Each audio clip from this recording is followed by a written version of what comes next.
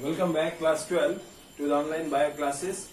Today we are going to start a new chapter, that is evolution, chapter number 7. Okay. In this chapter the syllabus is that what we have to study: origin of life, abiogenesis. Abiogenesis means origin of life from non-living source, and then biogenesis. Bio means life, genesis means formation. So origin of life from any living structures is called biogenesis. Effect of oxygen on the evolution, to show that reducing atmosphere is essential for abiotic synthesis. Then we have to study the modern concept of origin of life. What are conservates? It is believed that the first living forms or the structures appeared in the seawater, which is the conservates, that aggregated form of cellular structure which have living thing like characteristics. Then we have to study about the vestigial organs, Oparin-Haldane theory, and definition of conservates. What are vestigial organs? Like some organs in our body, like the pinna of the ear, which are non-functional. Similarly, the appendix, vermiform appendix, which is present in our digestive system, that appendix also is a vestigial organ. Means those organs which are no longer functional to us is called vestigial organs. Okay. Then next we have the Miller and Urey experiment. Okay, Miller and Urey experiment. After that, the next we have to do is the process of definition and differences between homologous and analogous organs, like the organs which are similar in structure but have different functions. Similarly, the organs which are different in functions but they have a similar structure. Next we have to study about two examples of analogous organs from plants and animals. Embryological evidence, that is theory of recapitulation. Embryological evidence will suggest that all the animals, whether human beings or any other animals, in their embryonic condition they show a similarity. Means if you see the embryo of a chick, embryo of a human being, embryo of a other animal like frog and all, you will find that all of them are similar. But later on all of them differentiate and they form different types of organisms. So next we have to study about differences between ontogeny and phylogeny. And ontogeny recapitulates phylogeny. Then paleontological evidence means evidences which we obtain from the fossils. Like if we study the fossils of different types of animals, there can be a link between two groups of animals. One best example I can give is Archaeopteryx, which is a fossil, and it shows the connection between reptiles and birds. From there it is suggested that birds have evolved or they have come from the reptiles. Okay, because they have reptile-like characters, those Archaeopteryx, they have teeth, and teeth is not a characteristics of birds. Then next we have to study about geological time scale with reference to dominant flora, that is plants, and fauna. Fauna means animals. Biogeographical evidence, that is definition of biogeography. Molecular or genetic evidences, for example genome, similarity, and universal genetic code. Genetic code we had studied in the previous chapter, that it is the three genetic code is assigned and it is similar in all human beings, and this genetic code is slightly different in all the individuals, which help them to identify or differentiate or distinguish from each other.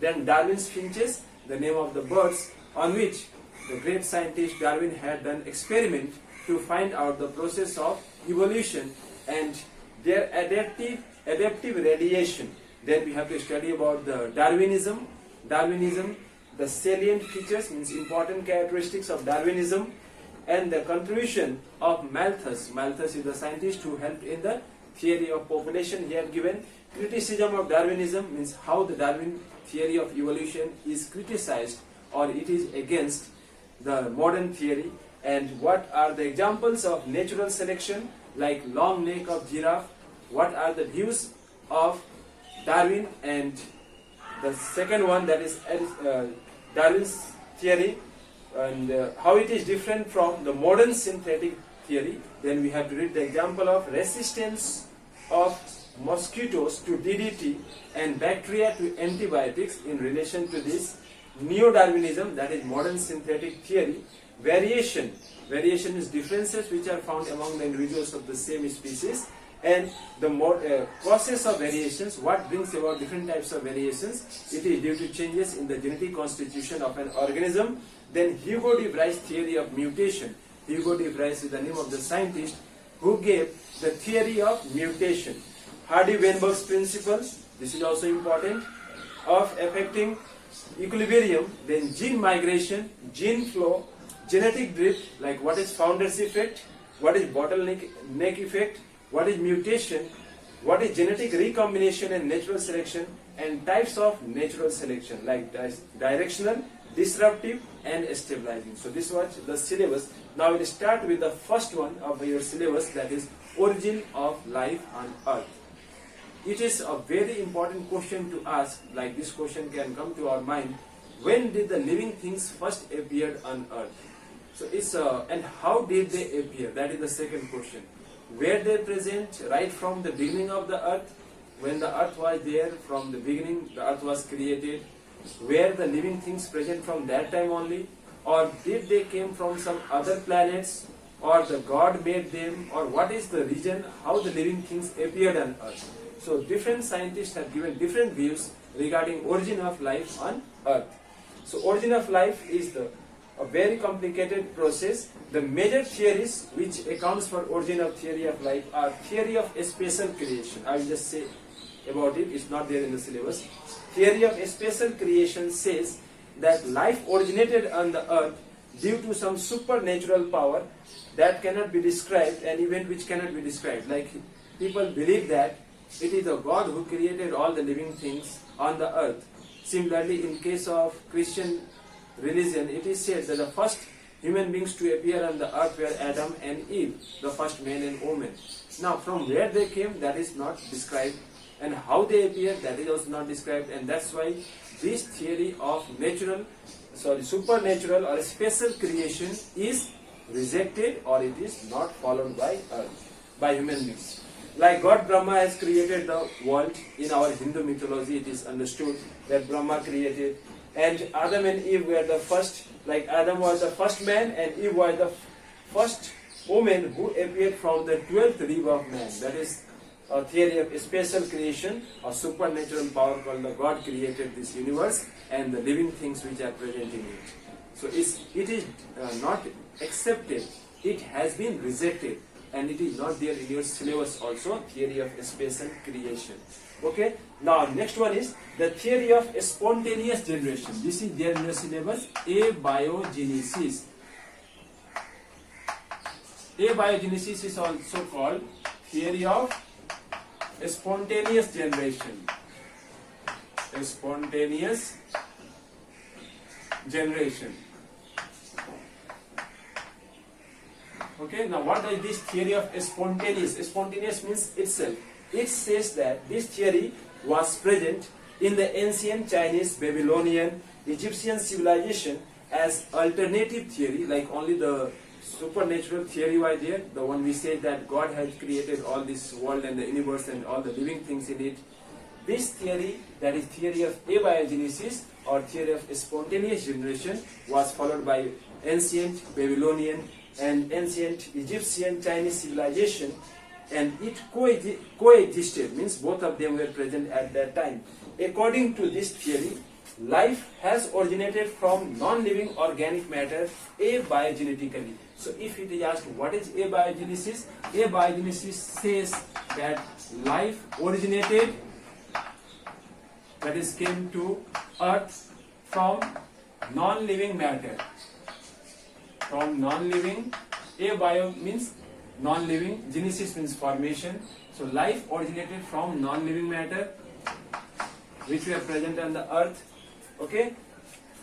Now without the intervention of living things, Greek philosopher Anaximander maintained that plants and animals were formed from inorganic substances. So Greek philosopher said, that name is Anaximander, in 611 BC.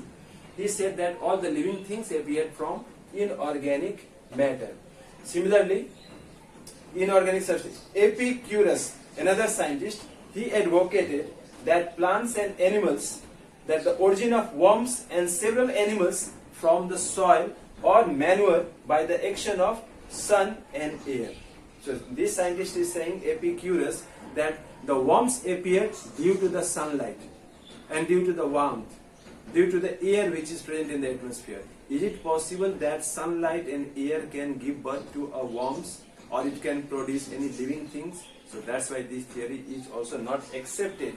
Aristotle even held, the founder, he is called the founder of biology, he said that life arose spontaneously. So all this theory of abiogenesis was supported by Aristotle also, who is called the father of biology. Aristotle also said that life appeared from non-living matter, or that it arose spontaneously, means on itself, on its own. No one brought living things on the earth. It came, or it arose on the earth on its own. Van Helmont was of opinion, now another scientist, what is his opinion? Van Helmont, his name, Van Helmont. What did he say about the origin of life? He said that the man's sweat and the wheat bran means the outermost cover of the wheat, when both of them are kept together for 3 weeks, they can form mice. So he said, Van Helmont, that our sweat, you know, the water which comes outside from our skin, that excretory sweat plus the rice bran, it gives rise to the mice. Mice is produced. Is it possible that a living things called rat or mice can be produced if you mix sweat and rice bran? It's not possible. But he said that, Van Helmont had said like this only. Okay. Now next is, so first one is abiogenesis is completed. You have understood what is the theory of abiogenesis. The next one that is there in the syllabus is biogenesis. Bio means life, genesis means formation, means life appeared from some living matter only. So this theory, what does it say? Theory of biogenesis. Francesco Redi, an Italian physician, in the year 1668 was the first to discard a spontaneous generation of life. Okay, Francesco Redi was the one. What is the contribution of Francesco Redi? Francesco Redi, he discarded means he said that this theory is not applicable, spontaneous generation. Discarded theory of spontaneous generation.